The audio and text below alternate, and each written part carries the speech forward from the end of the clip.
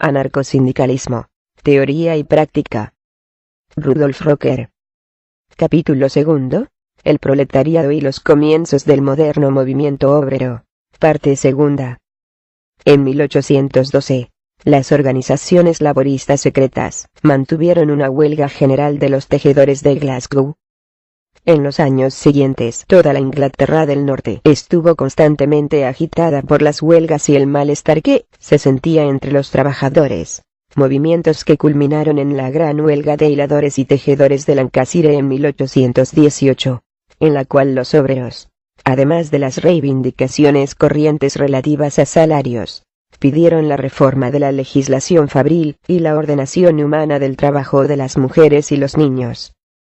En el mismo año, se produjo la gran huelga de los mineros escoceses, preparada por las organizaciones secretas. De la misma manera, la mayor parte de la industria textil escocesa se halló periódicamente paralizada por la cesación del trabajo. A menudo las huelgas iban acompañadas de incendios, destrucción de la propiedad y desorden público, de manera que el gobierno tenía con frecuencia que enviar fuerzas militares a los sectores fabriles. Como más adelante en otros países, el principal resentimiento de los trabajadores ingleses era contra la implantación de la máquina, cuyo alcance social no acababa de ser reconocido por ellos, y sobre la cual convergían todas sus demandas, pues la máquina constituía la causa inmediata de su estado de privación. Ya en 1769 se aprobó una ley para la protección de las máquinas. Pero más tarde, cuando la aplicación del vapor abrió el rápido aumento de la producción mecánica y, sobre todo, en la industria textil, millares de operarios manuales se vieron despojados de sus medios de subsistencia y hundidos en la mayor miseria. La destrucción de las máquinas era un suceso cotidiano. Fue aquel el periodo llamado Ludism III. En 1811, más de 200 telares fueron destruidos en Nottingham-en-Arnold, donde las máquinas de hacer géneros de punto arrojaron al arroyo a centenares de antiguos calceteros. Los trabajadores irrumpieron en las fábricas y destrozaron 60 de las nuevas máquinas, cada una de las cuales representaba un gasto de 40 libras. ¿Y a qué venían las leyes, si las necesidades de la población proletaria iban en aumento, en tanto que ni las empresas, ni el gobierno mostraban la menor comprensión ni la menor simpatía por la situación en que aquellos seres se hallaban? El llamado Kinloch Railroad hizo su entrada regia en los círculos industriales de todas partes, y ni las más rudas leyes fueron capaces de contener su obra de destrucción. Párele quien se atreva. Párele quien pueda. Como tal era la consigna que se impuso en las sociedades obreras secretas. La destrucción de las máquinas terminó cuando entre los mismos obreros empezó a haber una nueva manera de ver las cosas, convencidos de que no podían detener el progreso técnico por tales procedimientos. En 1812, el Parlamento votó una ley que imponía la pena de muerte por el delito de destrucción de máquinas. Fue en esta ocasión cuando Lord Byron pronunció su célebre filípica contra el gobierno, preguntando irónicamente que, si la nueva ley iba a ponerse en práctica, la Cámara no dispondría también que el jurado estuviera siempre compuesto por 12 verdugos. 3. El origen de esta palabra está envuelto en sombras. Algunos opinan que se debe a que un tejedor que tomó cartas en el asunto de destruir máquinas se llamaba Ned Ludd, pero no se tienen pruebas históricas. Lo cierto es que la oleada destructora tomó diversos nombres, ya que en unas regiones se llamaba Jackswen y en otras Great Enoch, y el sentido popular de tales denominaciones era idéntico siempre. 4. Lord Byron sintió una profunda simpatía por los luditas, como lo demuestra la primera estrofa de uno de sus poemas, que dice: As liberty, la suerte sea los funcionarios, pusieron precio 40.000 libras a las cabezas de los dirigentes del movimiento subterráneo.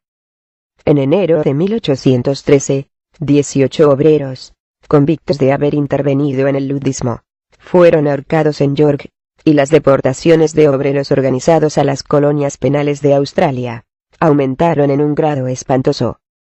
Pero, aun así, el movimiento no hacía más que tomar fuerza, sobre todo cuando se produjo la gran crisis de los negocios, después de las guerras napoleónicas, y los soldados y marineros licenciados pasaron a engrosar las filas de los sin trabajo. La situación se puso más tirante a causa de algunas cosechas mediocres, y por las singulares leyes del trigo de 1815, en virtud de las cuales el precio del trigo aumentó artificialmente. Pero aunque esta fase previa del moderno movimiento laborista fuese en gran parte violenta, no fue aún revolucionaria en el verdadero sentido de la palabra. Para ello le faltaba la debida comprensión de las causas verdaderas de los procesos económico y social, que solo el socialismo podía darle. Sus procedimientos de violencia fueron sencillamente resultado de la brutal violencia que se aplicaba a los trabajadores. Pero los esfuerzos del joven movimiento no se dirigían contra el sistema capitalista como tal, sino tan solo a la abolición de sus más perniciosas excrescencias, y a la implantación de un tipo de vida humano y decoroso para el proletariado. Un buen jornal por una buena jornada de labor, tal era el lema de aquellas primeras uniones. Y como quiera que los patronos respondieron a tan modesta y absolutamente justa demanda de los trabajadores con la mayor brutalidad, estos últimos no tuvieron más remedio que recurrir a cualesquiera métodos a su alcance, dadas las condiciones de su existencia. La gran significación histórica del movimiento no radica en sus objetivos precisos, sino en el hecho de su propia aparición. El movimiento tradeunionista volvió a dar una base a las masas desheredadas, a las que el apremio de las circunstancias económicas había arrastrado a los grandes núcleos fabriles. Les renovó su sentido social. La lucha de clases contra los explotadores despertó la solidaridad de los obreros, y dio una nueva significación a sus vidas. Infundió un aliento de nueva esperanza a las víctimas de una economía de explotación sin freno, y les mostró un camino que ofrecía la posibilidad de salvaguardar su existencia, y defender su vejada dignidad humana.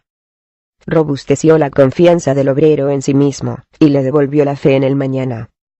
Adiestró a los trabajadores en la autodisciplina, y en la resistencia organizada, despertando y desarrollando en ellos la conciencia de su fuerza y su importancia como factor social en la vida de la época. Este fue el gran beneficio de aquel movimiento nacido de las necesidades debidas a la situación, y que únicamente puede desestimar quien sea ciego para los problemas sociales, y carezca de simpatía por los sufrimientos del prójimo. Cuando, por fin, en 1824, las leyes contra las agrupaciones de obreros eran rechazadas, cuando el gobierno y un sector de la clase media capaz de reflexionar se convencieron de que ni la más ruda de las persecuciones, de que ni el más despiadado de los procesos, podría acabar con aquella corriente, la organización de las trade unions se extendió por todo el país en un grado jamás sospechado. Los primeros grupos locales se combinaron en más amplias uniones, dando al movimiento una positiva importancia. Ni las rachas reaccionarias del gobierno podían ya controlar aquel desarrollo. Lo único que hicieron fue aumentar el número de víctimas entre los afiliados, pero en manera alguna pudieron ya hacer retroceder aquel movimiento. La nueva oleada que surge del radicalismo político en Inglaterra, después de las largas guerras francesas, tuvo naturalmente una gran influencia también entre la clase obrera de Inglaterra. Hombres como Burdett, Henry Hunt, el mayor Cartwright y, sobre todo, Guillermo Bouteille Freron, and Shepley, Whitblood, Sowet, Boyce, Powell Effectin, Orlive Free, and Down with Kingswood Kinlud. Así como la libertad, jóvenes, salvando los mares, compró su remisión, y a buen precio, aunque con sangre. Así nosotros, muchachos, moriremos luchando, o viviremos libres. Y abajo todos los reyes, a excepción del rey Lud. Cobbett, cuyo periódico Political Register alcanzó un tiraje de 70.000 ejemplares después de reducido el precio a 2 peniques, eran las cabezas intelectuales del nuevo movimiento reformador. Dicho órgano dirigió principalmente sus ataques a las leyes sobre el trigo, las Combination Acts de 1799-1800, y, sobre todo, contra el corrompido sistema electoral, bajo el cual incluso una vasta porción de la clase media estaba excluida del sufragio. Grandes mítines que tenían efecto en todas las zonas del país, y especialmente en los distritos industriales del norte, pusieron en movimiento a la multitud. Pero el gobierno reaccionario de Castlereagh se oponía a toda reforma, y decidió desde el primer momento cortar el movimiento por la fuerza, de una manera definitiva. En 1819, 60.000 personas se reunieron en el Petersfield de Manchester para formular una demanda en masa al gobierno, y la manifestación fue dispersada por la tropa, resultando 400 víctimas entre muertos y heridos. A la tormentosa agitación del país contra los instigadores de la matanza de Petersfield, el gobierno replicó con las 6 singulares leyes Mordaza, en virtud de las cuales quedaban virtualmente suspendidos el derecho de reunión y la libertad de prensa, y los reformadores expuestos a las más despiadadas persecuciones de los tribunales. Con motivo de la llamada conspiración de la calle Catón, asunto en el que Arturo Thistlewood y sus confabulados habían proyectado el asesinato de los ministros, el gobierno aprovechó la ocasión deseada para proceder con rigor draconiano contra el movimiento reformador. El 1 de mayo de 1820 Thistlewood y 4 de sus camaradas pagaron su tentativa en la horca. Quedó por 2 años suspendida el acta del habeas corpus, e Inglaterra se entregó a un régimen reaccionario, que no respetó ninguno de los derechos de ciudadanía. Aquello paralizó por algún tiempo el movimiento. Luego, la Revolución Francesa de julio de 1830 produjo una reanimación del movimiento de reforma británico, y esta vez tomó un carácter distinto. Otra vez se inflamó la lucha por la modificación parlamentaria. Pero una vez la burguesía vio la mayor parte de sus demandas satisfechas por el Reform Bill de 1832, victoria que debían exclusivamente al enérgico apoyo de los obreros, se opusieron a todo intento de reforma hacia el sufragio universal, y apartaron a los obreros, dejándoles con las manos vacías. Es más, el nuevo Parlamento votó una serie de leyes reaccionarias, en virtud de las cuales el derecho de los trabajadores a organizarse volvía a verse seriamente amenazado. Ejemplos salientes de tal legislación son la Ley de Pobres de 1834, a la que ya he hecho referencia. Los obreros tuvieron, naturalmente, la sensación de que habían sido vendidos y traicionados, y esta sensación que tuvo la clase obrera la llevó a romper completamente con la clase media. El nuevo movimiento de reforma tuvo en adelante enérgica expresión en el floreciente chartismo, al que es cierto que una gran parte de la pequeña burguesía prestó su apoyo, pero en el que el elemento proletario de todo el país tuvo una parte sumamente enérgica. El cartismo, por supuesto, inscribió en su enseña los 6 puntos del Charter, que tenía por objeto una reforma parlamentaria radical, pero al mismo tiempo había incluido todas las reivindicaciones de los trabajadores, y trataba, por todos los medios posibles de ataque, de convertirlas en realidad.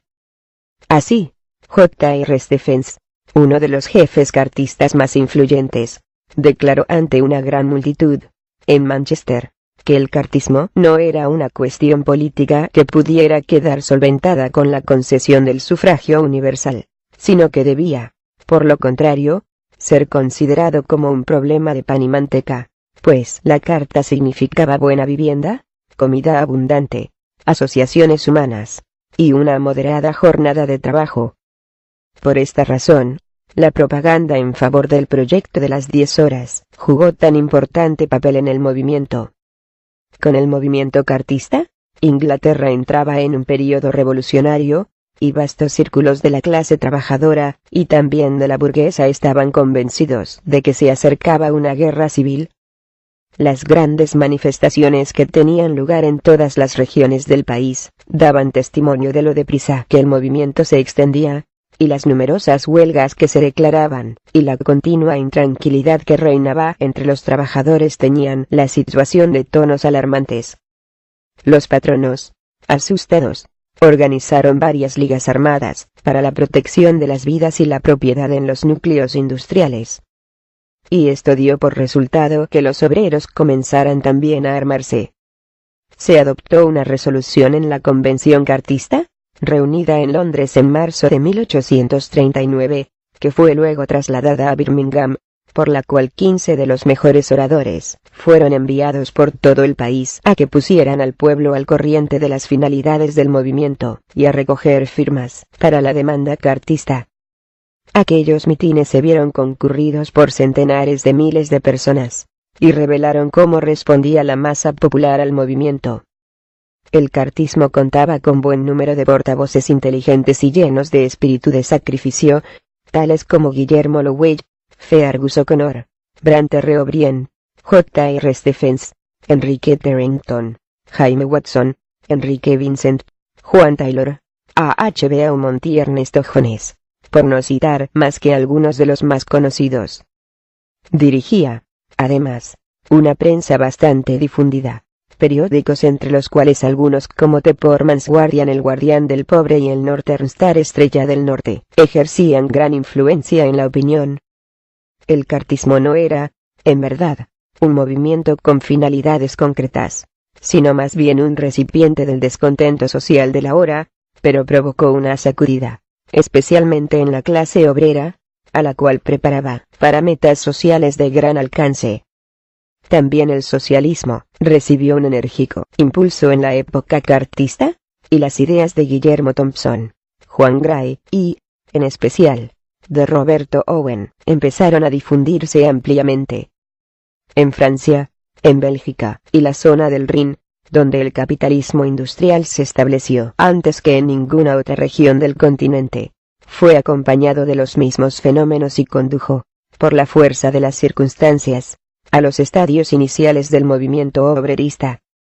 Este movimiento se manifestó en todos los países, en sus comienzos, de la misma manera primitiva, y poco a poco, fue cediendo a una mayor comprensión, hasta que, por fin, penetrado de ideas socialistas, tuvo conceptos más fecundos, que le abrieron nuevas perspectivas sociales.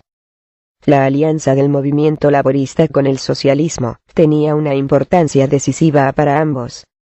Pero las ideas políticas que influían ya en tal escuela socialista, ya en otra, determinaron el carácter del movimiento en cada circunstancia, y también su visión hacia el futuro.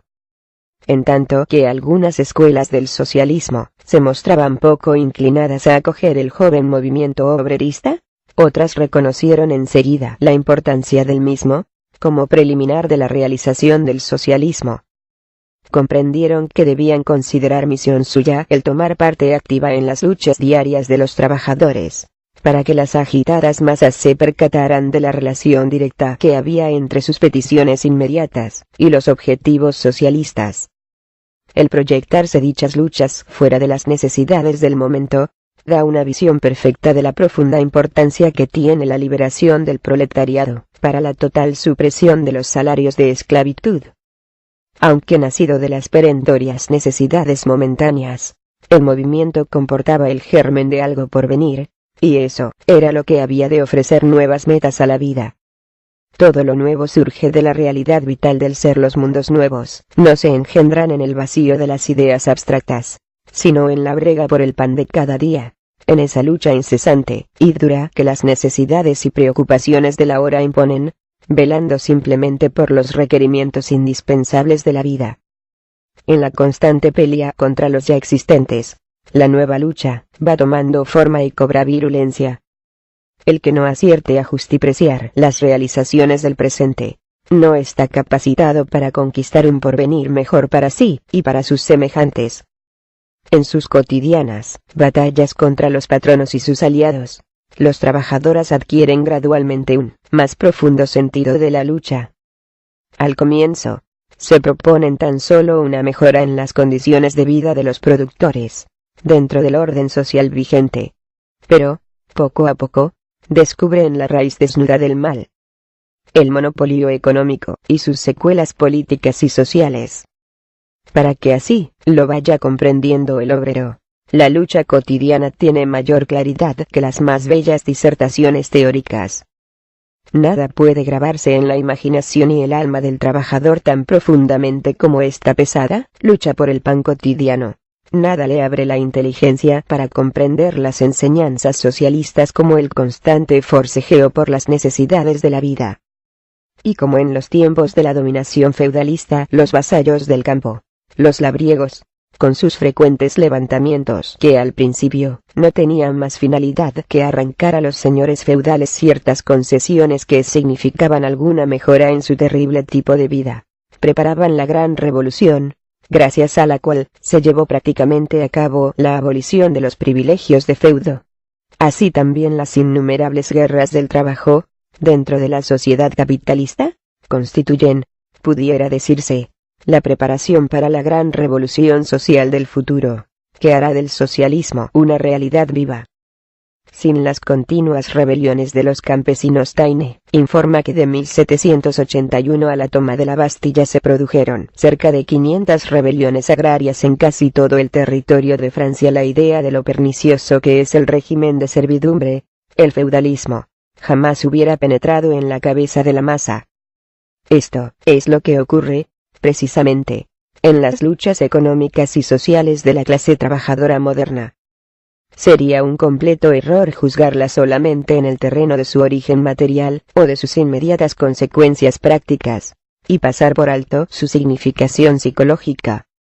A no ser por los conflictos diarios entre el trabajo y el capital, no llegarían las doctrinas socialistas, alumbradas en la mente de ciertos pensadores aislados, a convertirse en algo vivo en cuerpo y sangre. No llegarían a cobrar ese carácter peculiar que hace de ellas un movimiento de masas, encarnación de un nuevo ideal de cultura para el mañana. Fin del capítulo 2. El proletariado y los comienzos del moderno movimiento obrero. Parte 2. Anarcosindicalismo. Teoría y práctica.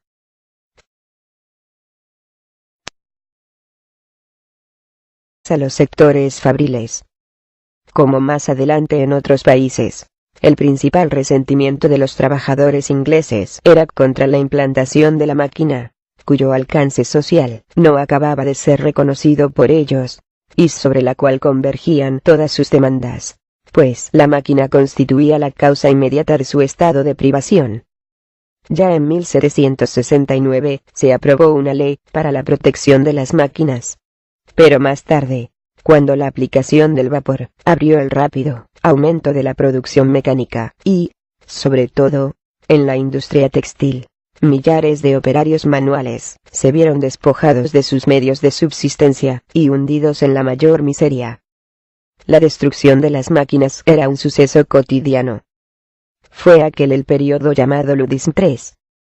En 1811, más de 200 telares fueron destruidos en Nottingham en Arnold, donde las máquinas de hacer géneros de punto arrojaron al arroyo a centenares de antiguos calceteros. Los trabajadores irrumpieron en las fábricas y destrozaron 60 de las nuevas máquinas, cada una de las cuales representaba un gasto de 40 libras. ¿Y a qué venían las leyes? Anarcosindicalismo. Teoría y práctica. Rudolf Rocker. Capítulo 2. El proletariado y los comienzos del moderno movimiento obrero. Parte 2. En 1812, las organizaciones laboristas secretas mantuvieron una huelga general de los tejedores de Glasgow. En los años siguientes, toda la Inglaterra del Norte estuvo constantemente agitada por las huelgas y el malestar que se sentía entre los trabajadores, movimientos que culminaron en la gran huelga de hiladores y tejedores de Lancashire en 1818, en la cual los obreros, además de las reivindicaciones corrientes relativas a salarios, pidieron la reforma de la legislación fabril y la ordenación humana del trabajo de las mujeres y los niños. En el mismo año, se produjo la gran huelga de los mineros escoceses, preparada por las organizaciones secretas. De la misma manera, la mayor parte de la industria textil escocesa se halló periódicamente paralizada por la cesación del trabajo. A menudo las huelgas iban acompañadas de incendios, destrucción de la propiedad y desorden público, de manera que el gobierno tenía con frecuencia que enviar fuerzas militares, si las necesidades de la población proletaria iban en aumento, en tanto que ni las empresas, ni el gobierno, mostraban la menor comprensión ni la menor simpatía por la situación en que aquellos seres se hallaban. El llamado Kinloch Railroad hizo su entrada regia en los círculos industriales de todas partes, y ni las más rudas leyes fueron capaces de contener su obra de destrucción. Párele quien se atreva. Párele quien pueda. Como tal era la consigna que se impuso en las sociedades obreras secretas. La destrucción de las máquinas terminó cuando entre los mismos obreros